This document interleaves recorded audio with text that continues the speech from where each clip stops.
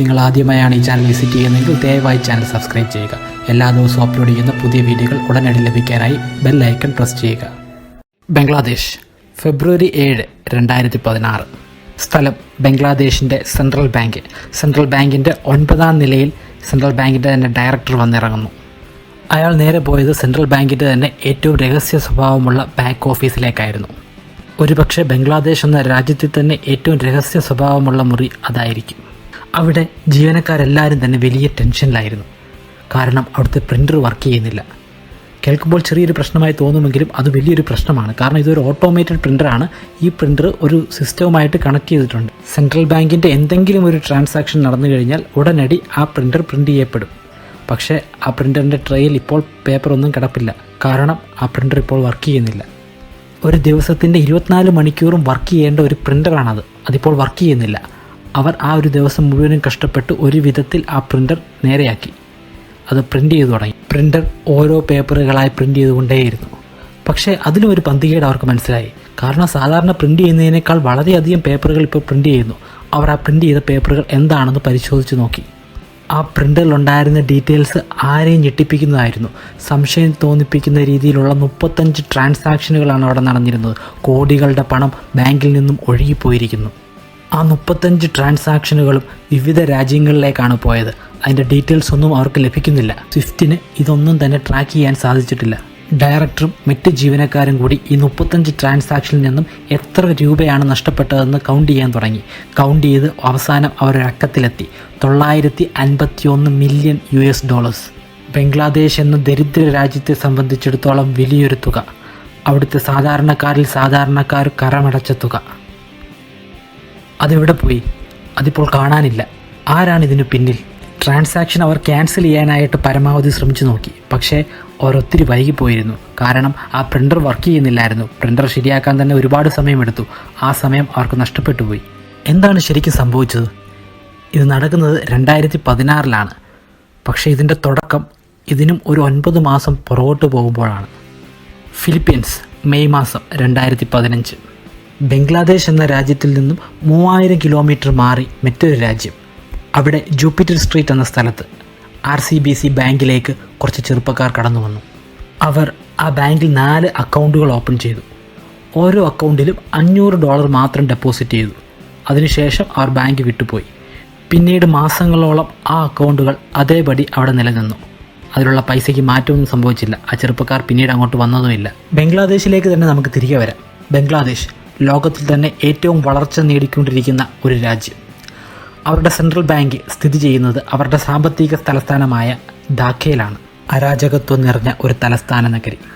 ഏകദേശം 2 കോടിയോളം ജനസംഖ്യ വരുന്നു. ഇത്രയേറെ വളർച്ചാ നിരക്കുകൾ ഉണ്ടെങ്കിൽ പോലും ആ രാജ്യത്തെ സംബന്ധിച്ച് ഈ തുക നഷ്ടപ്പെടുക എന്ന് പറയുന്നത് ആ രാജ്യം നശിച്ച് നാമാവശേഷമാകുന്നതിന് തുല്യമായിരുന്നു. മോഷണം നടക്കുന്നതിന് 1 മാസം മുൻപ്, അതായത് ജനുവരി മാസം 2016, സെൻട്രൽ ബാങ്കിൻ്റെ ബാക്ക് ഓഫീസിലെ ഒരു ജീവനക്കാരൻ, അയാളുടെ ഒഫീഷ്യൽ മെയിലിൽ ഒരു മെയിൽ വന്നു. അയാൾ ആ മെയിൽ ഓപ്പൺ ചെയ്ത് നോക്കി. അതിലൊരു ലിങ്ക് ഉണ്ടായിരുന്നു. അയാൾ അറിയാതെ ആ ലിങ്കിൽ ക്ലിക്ക് ചെയ്തു. പെട്ടെന്ന് തന്നെ സിസ്റ്റം ഹാങ് ആയി. അയാൾക്കൊന്നും മനസ്സിലായില്ല. അയാൾ ഉടനെ തന്നെ ടാസ്ക് മാനേജർ എടുത്ത് ബ്രൗസർ ക്ലോസ് ചെയ്തു. പിന്നീട് അയാളുടെ ജോലിയിലേക്ക് തന്നെ കടന്നു. അയാൾക്കറിയില്ലായിരുന്നു ആ ഒരു മെയിൽ അല്ലെങ്കിൽ ആ ഒരു ക്ലിക്ക് അയാളുടെ രാജ്യത്തിനെ തന്നെ എന്നേക്കുമായി നശിപ്പിക്കാൻ പറ്റുന്ന രീതിയിലൊന്നായിരുന്നു എന്ന്. നോക്കൂ, അയാൾ ആ ലിങ്കിൽ ക്ലിക്ക് ചെയ്ത സമയം ഒരു മലീഷ്യസ് സോഫ്റ്റ്വെയർ ഓട്ടോമാറ്റിക്കലി അയാളുടെ സിസ്റ്റത്തിൽ അല്ലെങ്കിൽ സെൻട്രൽ ബാങ്കിൻ്റെ സിസ്റ്റത്തിൽ ഇൻസ്റ്റാൾ ചെയ്യപ്പെടുകയായിരുന്നു. ആ സോഫ്റ്റ്വെയർ ഹാക്കേഴ്സിനൊരു പ്ലാറ്റ്ഫോം ആയിരുന്നു. ആ പ്ലാറ്റ്ഫോം യൂസ് ചെയ്ത് അവർ അവരുടെ സ്വന്തം രാജ്യങ്ങളിൽ ഇരുന്നു കൊണ്ട് തന്നെ ബംഗ്ലാദേശ് ബാങ്കിൻ്റെ നെറ്റ്വർക്ക് കൺട്രോൾ ചെയ്തു. കുറച്ച് ദിവസത്തെ പഠനങ്ങൾക്ക് ശേഷം അവർക്ക് ബാങ്കിൻ്റെ പ്രൊസീജിയേഴ്സിനെ കുറിച്ചെല്ലാം ഒരു നല്ല ധാരണ ലഭിക്കുകയുണ്ടായി. അതിനധികം നാൾ വേണ്ടി വന്നില്ല. അടുത്ത മാസം ഒരു വ്യാഴാഴ്ച അന്ന് വൈകുന്നേരം ബാങ്ക് അടയ്ക്കുന്നത് 2 ദിവസത്തേക്കായിരുന്നു. കാരണം ബംഗ്ലാദേശ് പോലൊരു മുസ്ലിം രാഷ്ട്രത്തിൽ വെള്ളിയും ശനിയുമാണ് പബ്ലിക് ഹോളിഡേ. മറ്റ് രാജ്യങ്ങളിൽ ശനിയും ഞായറും ഉള്ളതുപോലെ ഇതാണ് ഹാക്കേഴ്സിന് പറ്റിയ സമയം. 2 ദിവസത്തെ സമയമുണ്ട്. അവർ ആ 2 ദിവസം ഉപയോഗിക്കുക തന്നെ ചെയ്തു. അവർ ബംഗ്ലാദേശിൻ്റെ നെറ്റ്വർക്കിലേക്ക് കടന്നു. അവരത് കൺട്രോൾ ചെയ്യാൻ തുടങ്ങി. അവർ മുൻകൂട്ടി തീരുമാനിച്ചതുപോലെ തന്നെ 35 ട്രാൻസാക്ഷനുകളിലായി അവർ ആഗ്രഹിച്ച ആ ഒരു വലിയ തുക ട്രാൻസ്ഫർ ചെയ്യപ്പെട്ടു. കുറച്ചു സമയത്തേക്ക് ആ ഹാക്കേഴ്സ് സ്വയം ബംഗ്ലാദേശിൻ്റെ സെൻട്രൽ ബാങ്കായിട്ട് മാറുകയായിരുന്നു. അവർ സ്വിഫ്റ്റ് ഉപയോഗിച്ച് 35 ട്രാൻസാക്ഷനുകൾ നടത്തി. എന്താണ് സ്വിഫ്റ്റ്? നിങ്ങൾ പലർക്കും അറിയാമായിരിക്കും സ്വിഫ്റ്റിനെ കുറിച്ച്. സ്വിഫ്റ്റ് എന്ന് പറയുന്നത് ഒരു ഗ്ലോബൽ പേയ്മെൻറ്റ് നെറ്റ്വർക്കാണ്. അത് 200 രാജ്യങ്ങളിൽ പ്രവർത്തിക്കുന്നുണ്ട്. 200 രാജ്യങ്ങളിലുള്ള ഏകദേശം 11,000-ഓളം ഇൻസ്റ്റിറ്റ്യൂഷനുകളെ പരസ്പരം കണക്ട് ചെയ്യുന്നുണ്ട്. ഈ വിവിധ രാജ്യങ്ങളിലുള്ള ഇൻസ്റ്റിറ്റ്യൂഷനുകൾ പരസ്പരം എമൗണ്ട് ട്രാൻസ്ഫർ ചെയ്യുന്നത് ഈ സ്വിഫ്റ്റ് വഴിയാണ്. സ്വിഫ്റ്റ് എന്ന നെറ്റ്വർക്ക് ഉപയോഗിച്ച് നമുക്ക് ഏതൊരു രാജ്യത്തെയും ഏതൊരു അക്കൗണ്ടിലേക്കും പണം ട്രാൻസ്ഫർ ചെയ്യാൻ സാധിക്കുന്നതാണ്. പക്ഷേ യഥാർത്ഥത്തിൽ ഇവിടെ പണമല്ല ട്രാൻസ്ഫർ ചെയ്യുന്നത്, പേയ്മെൻറ്റ് ഓർഡറാണ്. ഈ പേയ്മെൻറ്റ് ഓർഡറിന് പണത്തിൻ്റെ അതേ മൂല്യം തന്നെയാണ് ഉള്ളത്. ചുരുക്കത്തിൽ പറഞ്ഞാൽ സ്വിഫ്റ്റ് എന്ന് പറയുന്നത് ഒരു സ്റ്റാൻഡേർഡ് ഇൻ്റർനാഷണൽ ബാങ്കിങ് സിസ്റ്റമാണ്. അതുകൊണ്ട് തന്നെ ഹാക്കേഴ്സ് ഒരിക്കലും ഒരു ബാങ്കിനെ ഹാക്ക് ചെയ്യാതെ ആ ബാങ്കിലുള്ള ഓരോ അക്കൗണ്ട് ഹോൾഡേഴ്സിനെ, അതായത് ഒരു വ്യക്തിയെ ഹാക്ക് ചെയ്ത് അയാളുടെ ലോഗിൻ ക്രെഡൻഷ്യൽസ് ഏറ്റെടുക്കുകയാണ്. അതായത് അയാളുടെ യൂസർ ഐ ഡിയും പാസ്വേഡും ഹാക്കിങ്ങിലൂടെ തട്ടിയെടുക്കാൻ ശ്രമിക്കുകയാണ് ചെയ്യാറ്. പക്ഷേ ഈ മോഷണം അങ്ങനെയൊന്നും ആയിരുന്നില്ല. ഇവർ വ്യക്തികളെയല്ല ഹാക്ക് ചെയ്തത്, മറിച്ച് ബാങ്കുകളെയുമല്ല, ബാങ്കുകളുടെ ബാങ്കായ സാക്ഷാൽ സെൻട്രൽ ബാങ്കിനെയാണ് ഇവർ ഹാക്ക് ചെയ്തത്. അവർ തൊട്ടു മുമ്പുള്ള മാസത്തിൽ ഇൻസ്റ്റാൾ ചെയ്തിരുന്ന സോഫ്റ്റ്വെയറിൻ്റെ സഹായത്തോടു കൂടി ആ സെൻട്രൽ ബാങ്കിൻ്റെ ലോഗിൻ ക്രെഡൻഷ്യൽസ് കൈക്കലാക്കി. ആ ലോഗിൻ ക്രെഡൻഷ്യൽസ് ഉപയോഗിച്ച് അവർ സ്വിഫ്റ്റിനെ ആക്സസ് ചെയ്യാൻ ശ്രമിച്ചു. അപ്പോൾ സ്വിഫ്റ്റ് മനസ്സിലാക്കുന്നത് സെൻട്രൽ ബാങ്ക് തന്നെയാണ് ആക്സസ് ചെയ്യുന്നതെന്നാണ്, മറിച്ച് ഹാക്കേഴ്സ് ആണെന്ന് അവർക്ക് ഒരു ഐഡിയയും കിട്ടുകയില്ല. ഇവിടെ നമുക്ക് സ്വിഫ്റ്റിനെ കുറ്റപ്പെടുത്താൻ സാധിക്കുകയില്ല, മറിച്ച് കുറ്റം ബംഗ്ലാദേശിൻ്റെ സെക്യൂരിറ്റി സിസ്റ്റത്തിൽ തന്നെയാണ്. ബംഗ്ലാദേശ് പോലുള്ള ഡെവലപ്പിംഗ് കൺട്രീസിൽ ഇതുപോലുള്ള ഒരുപാട് പ്രശ്നങ്ങളുണ്ടാവും അവരുടെ സെക്യൂരിറ്റി സിസ്റ്റത്തിൽ. അതാണ് ഹാക്കേഴ്സ് ഹാക്ക് ചെയ്തത്. ഹാക്കേഴ്സിൻ്റെ ഈ 35 ട്രാൻസാക്ഷൻ റിക്വസ്റ്റുകൾ ബംഗ്ലാദേശിൽ നിന്നും സ്വിഫ്റ്റിൻ്റെ സഹായത്തോടു കൂടി ന്യൂയോർക്കിലുള്ള ഫെഡറൽ ബാങ്കിലേക്ക് പോയി. എന്തിനാണിത് ന്യൂയോർക്കിലെ ഫെഡറൽ ബാങ്കിലേക്ക് തന്നെ പോയത്? അതിനൊരു കാരണമുണ്ട്. കാരണം ബംഗ്ലാദേശിൻ്റെ സെൻട്രൽ ബാങ്കിന് ഈ ഫെഡറൽ ബാങ്കിൽ ഒരു അക്കൗണ്ടുണ്ട്. അവിടെ കോടിക്കണക്കിന് ഡോളേഴ്സിൻ്റെ ഡെപ്പോസിറ്റുമുണ്ട്. അതുകൊണ്ടാണ് ഇത് നേരെ ന്യൂയോർക്കിലേക്ക് പോയത്. പിന്നീട് ന്യൂയോർക്കിലെ ഈ ഫെഡറൽ ബാങ്കിൽ നിന്നുമാണ് റിക്വസ്റ്റുകൾ വന്ന 35 സ്ഥലങ്ങളിലേക്ക് ഈ പണം പോയത്. $951 മില്യൺ. അത്രയുമാണ് ആ ഹാക്കേഴ്സ് ചെയ്തത്. മണിക്കൂറുകൾ മാത്രം, വളരെ കുറച്ച് മണിക്കൂറുകൾ കൊണ്ട് മാത്രം $951 മില്യൺ കരസ്ഥമാക്കി. അടുത്ത ദിവസം വെള്ളിയാഴ്ച ന്യൂയോർക്ക് എന്ന മഹാനഗരം, ലോകത്തിൻ്റെ തന്നെ ഫിനാൻഷ്യൽ ക്യാപിറ്റൽ എന്നറിയപ്പെടുന്ന ന്യൂയോർക്കിലെ ഫെഡറൽ ബാങ്ക് അന്ന് വളരെ തിരക്കിലായിരുന്നു. കാരണം ബംഗ്ലാദേശിൽ നിന്ന് വന്ന 35 ട്രാൻസാക്ഷനുകളുടെ പേയ്മെൻറ്റ് ഓർഡറുകൾ അവർക്ക് അയക്കേണ്ടതുണ്ട്. ഇതിലവർക്ക് സംശയിക്കാനായി യാതൊന്നും തന്നെയില്ല. കാരണം ഇത് സ്വിഫ്റ്റ് കൺട്രോൾ ചെയ്യുന്ന ട്രാൻസാക്ഷനാണ്.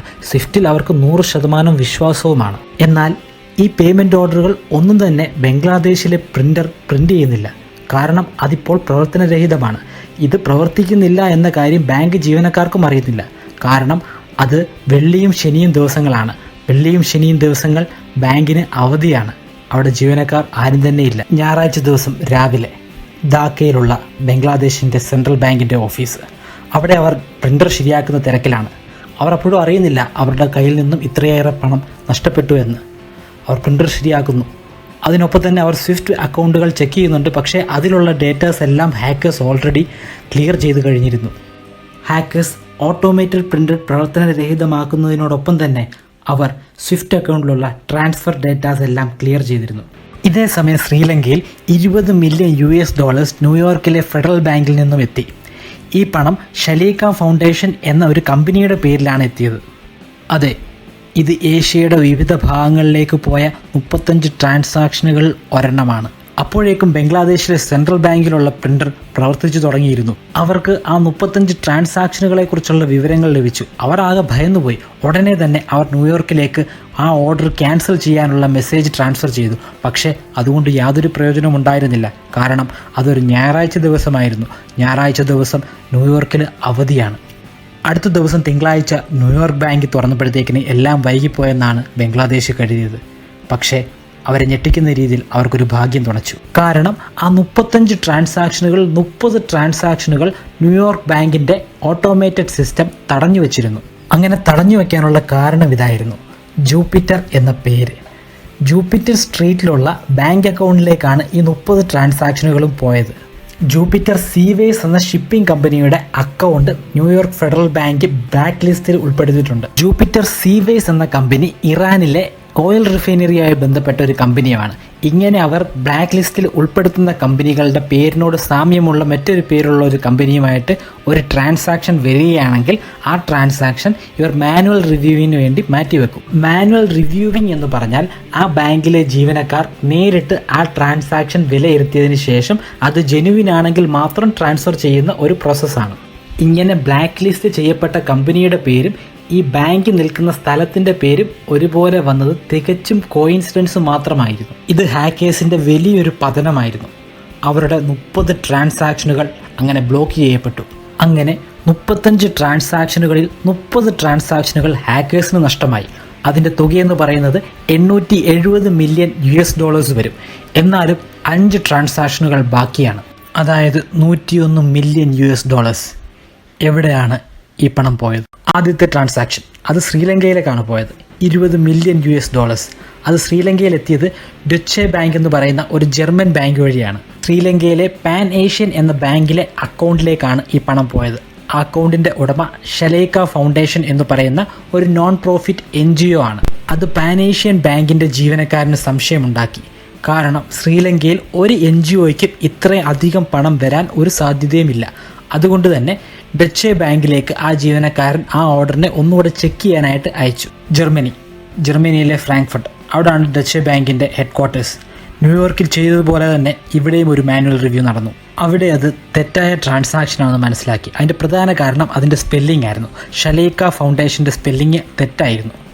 അവർ പിന്നീട് ആ NGOയെക്കുറിച്ച് കൂടുതൽ അന്വേഷിച്ച് ചെന്നപ്പോൾ അങ്ങനെ ഒരു കമ്പനി ലോകത്തിൽ എങ്ങും തന്നെ നിലവിലില്ല എന്ന് മനസ്സിലാക്കി. അതുകൊണ്ട് തന്നെ ആ $20 മില്യൺ തിരിച്ച് ന്യൂയോർക്ക് ഫെഡറൽ ബാങ്കിലുള്ള ബംഗ്ലാദേശിൻ്റെ അക്കൗണ്ടിലേക്ക് തന്നെ പോയി. പിന്നീട് അവശേഷിക്കുന്നത് 4 ട്രാൻസാക്ഷനുകളാണ്. $81 മില്യൺ. അത് 4 എണ്ണവും പോയേക്കുന്നത് ഒരു രാജ്യത്തേക്കാണ്. ഒരു രാജ്യത്തെ ഒരു സ്റ്റേറ്റിലേക്കാണ് പോയേക്കുന്നത്. ആ ഒരു സ്റ്റേറ്റിലെ ഒരു പെർട്ടിക്കുലർ ബ്രാഞ്ചിലേക്കാണ് പോയേക്കുന്നത്. ആ ബ്രാഞ്ചിലുള്ള 4 അക്കൗണ്ടിലേക്കാണ് പോയേക്കുന്നത്. ആ 4 അക്കൗണ്ടും ഒരേ ദിവസം സ്റ്റാർട്ട് ചെയ്തതാണ്. ആ 4 അക്കൗണ്ടിലും $500 മാത്രമാണുള്ളത്. ആ 4 അക്കൗണ്ടിലുമുള്ള പണം തുല്യമാണ്. അത് കഴിഞ്ഞ 6-7 മാസമായിട്ട് ഉപയോഗിച്ചിട്ടുമില്ല. ബംഗ്ലാദേശ് സെൻട്രൽ ബാങ്ക് ആ ട്രാൻസ്ഫർ ക്യാൻസൽ ചെയ്യാനായി ശ്രമിച്ചു. അതിന് ക്യാൻസൽ ഓർഡറും കൊടുത്തു അവർ. പക്ഷേ അതിൻ്റെ ടൈമിങ് കറക്റ്റ് ആയിരുന്നില്ല. കാരണം ഞായറാഴ്ച എന്ന അവധി ദിവസം കഴിഞ്ഞുള്ള തിങ്കളാഴ്ച ദിവസമായിരുന്നു Chinese new year. Chinese new year ചൈനയിൽ മാത്രമല്ല, അത് ഫിലിപ്പീൻസിലും ആഘോഷമാണ്.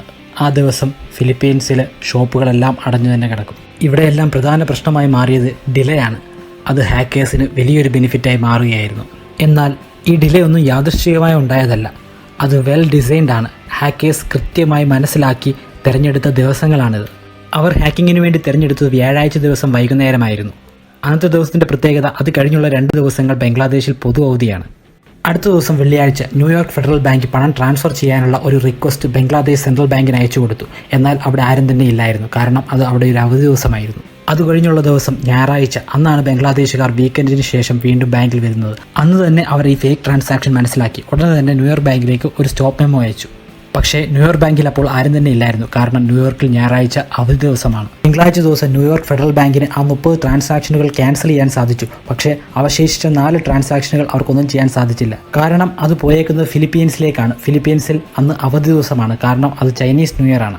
അത് കഴിഞ്ഞുള്ള ചൊവ്വാഴ്ച ദിവസമാണ് ഫിലിപ്പീൻസിലുള്ള ബാങ്കിന് ഈ തരികിടയെക്കുറിച്ച് തിരിച്ചറിയാൻ സാധിച്ചത്. അപ്പോഴേക്കും ഒരുപാട് വൈകിപ്പോയിരുന്നു. ഹാക്കേഴ്സ് ആ എമൗണ്ട് ഓൺലൈൻ ട്രാൻസാക്ഷൻ വഴി അവിടുന്ന് കസിനോയിലേക്ക് ട്രാൻസ്ഫർ ചെയ്തിരുന്നു. കസിനോ പോലൊരു ലോകത്തേക്ക് ഈ പണം എത്തിപ്പെട്ട് കഴിഞ്ഞാൽ പിന്നെ അത് തിരിച്ചെടുക്കുക വളരെ പ്രയാസമാണ്. അതിനെക്കുറിച്ച് ഒരു ട്രാക്കിംഗ് ഐഡിയ നമുക്ക് കിട്ടുന്നതല്ല. ഡിങ് എന്നും ഗാവോ എന്നും പേരുള്ള 2 ചൈനക്കാരെ അറസ്റ്റ് ചെയ്യുകയുണ്ടായി. അവരാണ് ആ 4 അക്കൗണ്ടുകൾ ഫിലിപ്പീൻസിലെ ബാങ്കിൽ തുടങ്ങിയത്. പക്ഷേ പ്രധാന വില്ലന്മാരും ഹാക്കേഴ്സും ഇവർ 2 പേരും ആയിരുന്നില്ല. ഇവർ ഇടനിലക്കാർ മാത്രമായിരുന്നു. ഇവർ 2 പേരെയും അറസ്റ്റ് ചെയ്ത് യഥാർത്ഥ ഹാക്കേഴ്സിനെ തിരിച്ചറിയാൻ വേണ്ടി ബംഗ്ലാദേശ് അവരുടെ പോലീസിനെ ഫിലിപ്പീൻസിലേക്ക് അയച്ചു. പക്ഷേ നിർഭാഗ്യവശാൽ അവർ ഒരുപാട് വൈകിപ്പോയിരുന്നു.